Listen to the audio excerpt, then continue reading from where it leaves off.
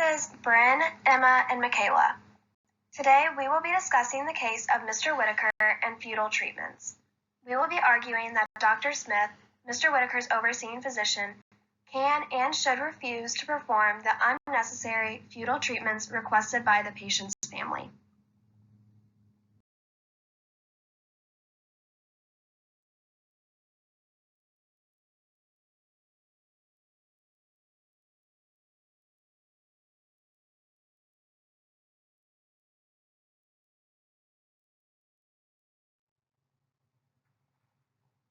Alden Whitaker is a 94-year-old man. He suffers from congestive heart failure and Alzheimer's disease. Mr. Whitaker is able to carry on conversations with his Alzheimer's, but he is often forgetful and will repeat himself many times. He had a bad fall 3 years ago and has been confined to a wheelchair since due to an ankle fracture. He has had a tough time getting around his home and his wife is unable to care for him. He has had to resort to having skilled aides care for him 24/7 as he can no longer go to the kitchen or restroom by himself. Mr. Whitaker had shortness of breath about a week ago and is now on a ventilator in the ICU. He appears to be unconscious. Dr. Smith does not typically see Mr. Whitaker, but he believes Mr. Whitaker will pass away in 1 to 2 weeks. The physician does not expect him to go home either. The family requests a tracheostomy and a PEG tube to be inserted after a resident mentions the possibility.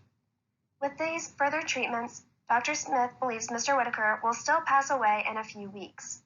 Dr. Smith does not want to perform the procedures because he sees them as futile, as they do not prolong the life of the patient or improve quality of life.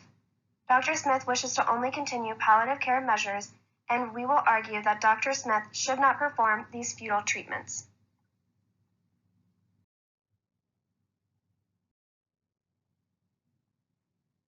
The definition of futility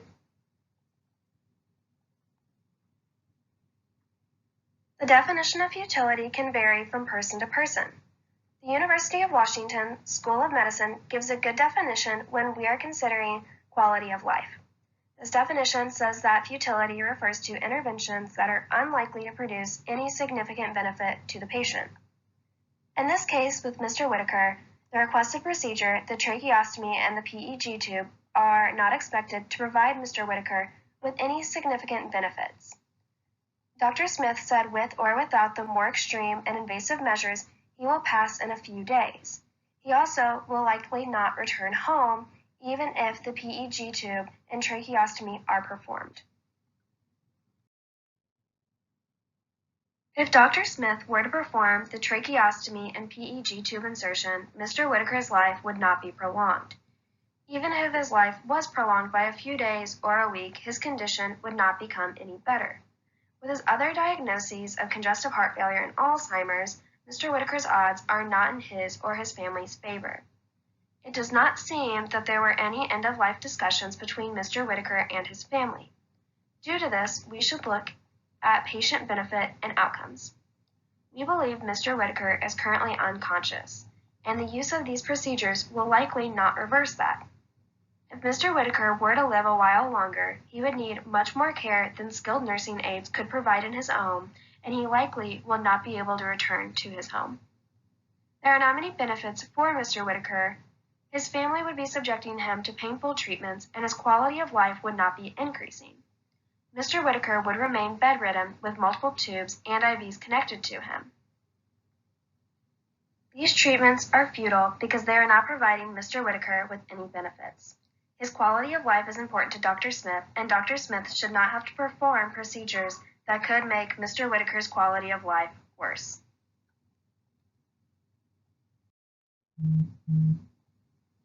This is Emma speaking now, and the second argument we have in the case of Mr. Whitaker and Dr. Smith, saying that Dr. Smith should be able to deny what he considers futile care of Mr. Whitaker, is going off of Charter's definition of futility. And it states, for something to be considered futile, it has to have a goal, an action aimed at achieving that goal, and virtuousness of the action will fail. It also states that disagreements only occur over what goals are worthwhile to pursue and what constitutes as virtual certainty. And the most important question to ask is there a goal, and what is the goal?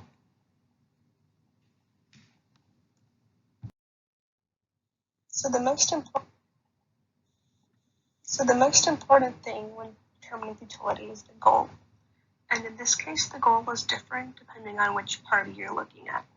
For the wife and the kids, the main goal is to increase Mr. Whitaker's probability of survival, which also includes getting Mr. Whitaker conscious and stable, and possibly getting him home to where he can continue to live his normal life. But however, Dr. Smith's only goal is to keep Mr. Whitaker comfortable. The action to achieve these goals varies on which party you're looking at and which goal you're trying to achieve. For the wife and the kids to be able to increase Mr. Whitaker's probability of survival, the action would be to do the aggressive treatments, which would be the PEG tube and the tracheostomy. The PEG tube would provide Mr. Whitaker artificial nutrition and hydration long term, and then the tracheostomy would provide him long-term oxygenation, and these would both go until his passing. And Dr. Smith wants to just transition Mr. Whitaker to palliative care, and he would stay there until he passes. The third thing to think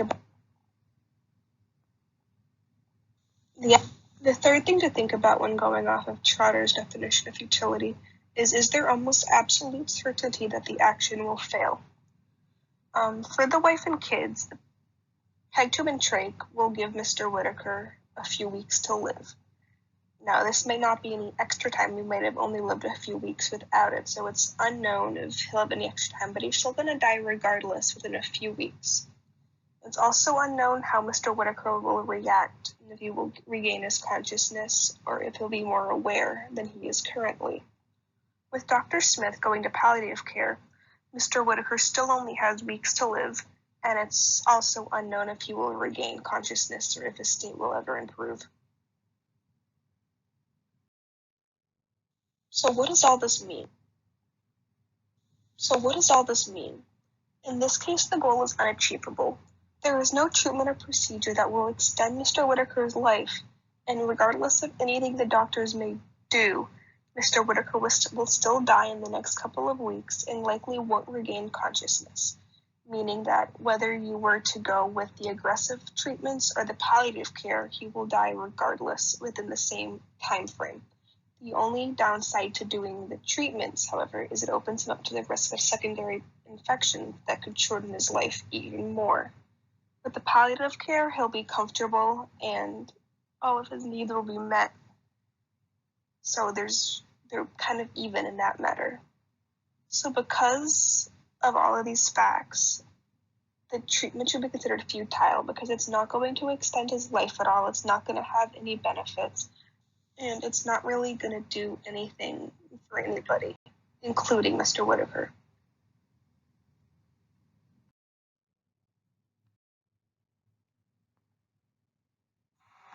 This is Mycala speaking now.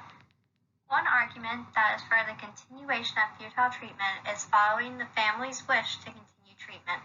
In the Patient Self-Determination Act of 1990, it states that patients have a right to participate in healthcare decisions affecting themselves, and if the patient is incapacitated in any way, the surrogate will make those decisions on behalf of the patient. Currently, Mr. Whitaker is unconscious and cannot make the decision for himself, so his wife will be the surrogate. In most states, surrogacy goes to the spouse, and if there is no spouse for it to go to, then it goes to grown children in the hierarchy. In the case of Mr. Whitaker, his wife wishes to follow through with aggressive treatment of a tracheostomy and insertion of a PEG tube for longer-term ventilation, hydration, and nutrition. Since the patient is unconscious and not able to make this decision for himself, we have to assume that his surrogate used their best judgment to decide on treatment they believe the patient would have wanted. We should respect that decision as if the patient had made it himself. Another reason we must respect the wishes of the surrogate is because there is no mention of a living will or advance directive that could definitively tell us what the patient would have wanted in this circumstance.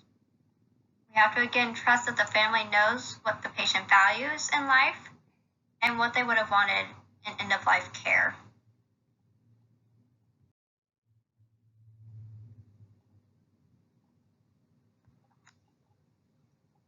Our response to the counter-argument is that most surrogate decision makers do not actually know what the patient values when it comes to end-of-life care. In micromanaging death process preferences, values, and goals in end-of-life medical decision-making, which was published in 2005, a study was done involving surrogates and their partners. The surrogate and their partner were interviewed about end-of-life values to see if the surrogate knew what their partner valued when it came to end-of-life care. In less than 1/4 of the patient-surrogate pairs, could the surrogate correctly guess the one value their partner had selected as being the most important to them during end-of-life care. In this study, the average surrogate had known their partner for 45 years. They were either spouses or they were parents and children paired together. In most cases, the surrogate guessed that their partner wanted tighter control over the situation than they actually did. While we should respect the decision of the surrogate, there should also be respect to the decision of the doctor.